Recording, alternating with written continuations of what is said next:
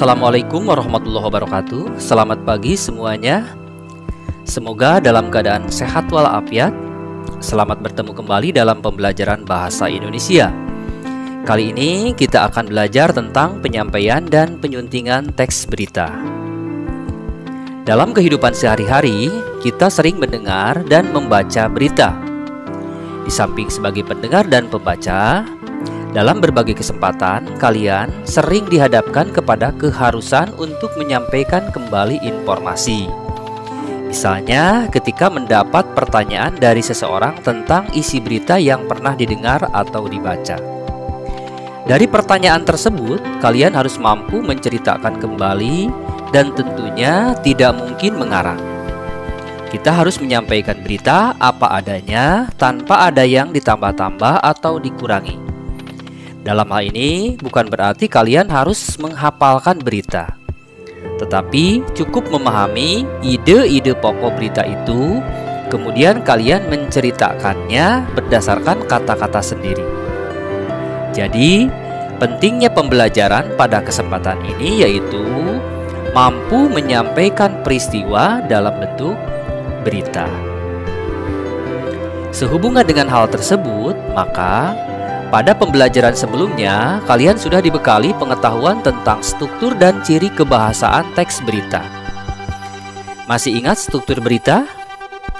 Struktur berita ada 3, yaitu teras atau kepala berita, tubuh berita, dan ekor berita. Adapun ciri kebahasaan teks berita yaitu menggunakan kata baku, menggunakan kalimat langsung, menggunakan konjungsi bahwa, menggunakan kata kerja mental, menggunakan keterangan tempat dan waktu, serta menggunakan keterangan temporal atau penjumlahan. Untuk mampu menyampaikan berita, terlebih dahulu kalian harus mengetahui langkah-langkah menyampaikan atau menyusun teks berita. Langkah-langkah yang harus diperhatikan dalam menyampaikan atau menyusun teks berita yaitu sebagai berikut. 1. Menentukan sumber berita, yakni peristiwa yang menarik dan untuk kepentingan banyak orang. Jika peristiwa itu hanya untuk kepentingan satu orang, maka peristiwa tersebut bukan sebagai sumber berita yang baik.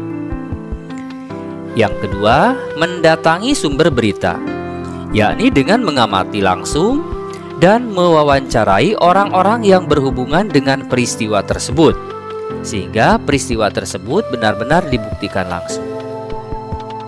3. Mencatat kata-kata yang berpola pada kerangka adiksimba.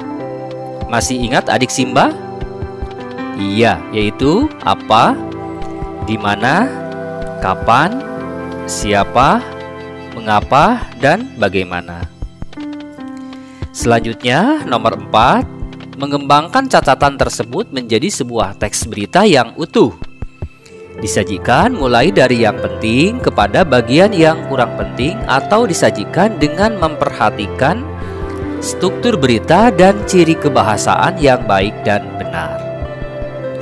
Saya ulangi, pada pembelajaran yang lalu sudah dijelaskan bahwa berita itu dikembangkan seperti piramida terbalik, yakni dimulai dengan pokok-pokok penting, kemudian semakin akhir semakin meruncing, yang akhirnya semakin kurang penting. Berdasarkan langkah-langkah tersebut, maka akan tersusun teks berita yang lengkap, jelas, dan bisa dipertanggungjawabkan. Apa yang dimaksud dengan lengkap? Lengkap artinya berita yang baik harus mengandung jawaban atas pertanyaan yang disingkat dengan adiksimba, yaitu apa, di mana, kapan, siapa, mengapa, dan bagaimana. Jika berita tersebut tidak mengandung unsur jawaban atas pertanyaan tersebut, maka berita tersebut belum lengkap. Selanjutnya adalah jelas. Jelas artinya berita disajikan dengan fakta secara terperinci yang dikumpulkan melalui pengamatan langsung dan wawancara.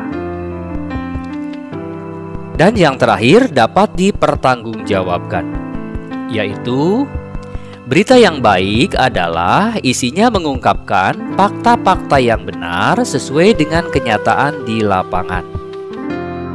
Setelah berita tersusun, kalian harus menyuntingnya.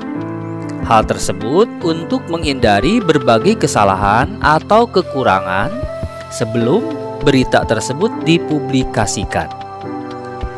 Dengan melakukan penyuntingan, maka kesalahan dan kekurangan dapat diperbaiki sehingga siap dipublikasikan. Bagaimana cara menyunting berita? Menyunting berita dapat dilakukan dengan memperhatikan beberapa aspek. 1. Kebenaran isi berita. Kebenaran isi berita ditunjang oleh keakuratan fakta-fakta yang disajikan. 2. Kelengkapan isi berita ditandai oleh hadirnya unsur-unsur berita yang dikemas pada singkatan adik Simba. 3. Struktur penyusunan berita. Struktur berita dimulai dari kepala berita, tubuh berita, dan ekor berita, yang dimulai dari hal-hal yang sangat penting, kemudian diakhiri dengan hal-hal yang kurang penting. Yang terakhir, nomor 4 adalah penggunaan bahasa, yaitu terkait dengan keefektifan kalimat, kebakuan kata, serta penggunaan ejaan dan tanda baca. Jadi, berita yang sudah disusun harus dianalisis apakah isinya sudah benar, apakah isinya sudah lengkap, apakah penyajiannya sudah sesuai dengan struktur berita yang dimulai dari kepala berita, tubuh berita, dan ekor berita, serta apakah bahasanya sudah baik dan benar atau belum. Dengan demikian, dapat disimpulkan bahwa dalam menyampaikan berita atau menyusun berita harus memperhatikan tahapan yang meliputi menentukan sumber berita, mendatangi sumber berita, mencatat fakta-fakta yang berpola kepada kerangka adik Simba, dan mengembangkan catatan menjadi sebuah berita dengan memperhatikan struktur dan ciri kebahasaan. Adapun menyunting berita dapat dilakukan dengan memperhatikan kebenaran isi berita, kelengkapan isi berita, struktur penyusunan berita, serta penggunaan bahasa yang baik dan benar. Itulah materi yang bisa saya sampaikan. Mudah-mudahan dapat menambah wawasan dan pengetahuan dalam menyusun dan menyunting teks berita. Terima kasih atas perhatian dan mohon maaf atas kekurangan. Wassalamualaikum warahmatullahi wabarakatuh.